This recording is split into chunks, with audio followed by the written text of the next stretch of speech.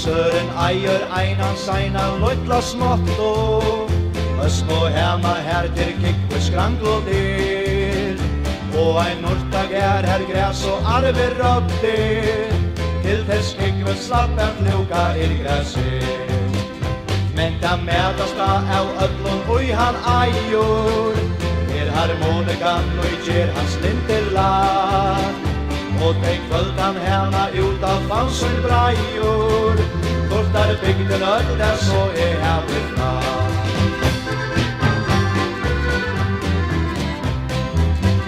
Søren hever spalter langar harras tøyer, der går der han speltar saktar ui ei rås, at for fingur etter blank og kastar gløyer, skoiner andlet hans selv som ei blås.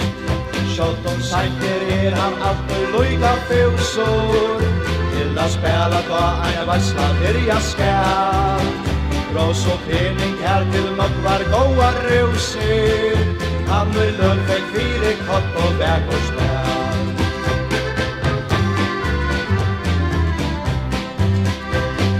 Søren ungur vær vi duna kinnon, ikke han eit ungt og fævor bjósar strån.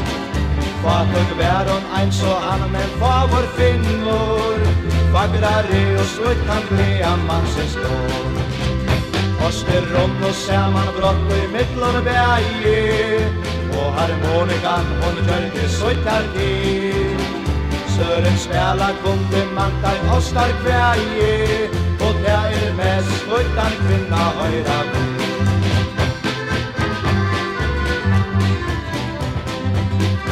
Ta ui dæver tókad halla móti kvöldi, vilt og stöldi og ofta glætir dans. Søren spaldi og hans mia ikkje dvöldi, mens tók så mangan vals i óna hans.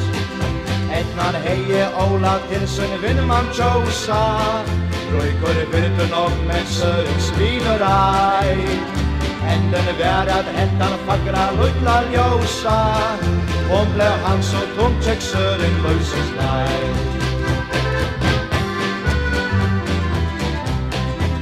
Nu olda minnene at døkken løgst og eia, og at jói ofta ståna rent og grå.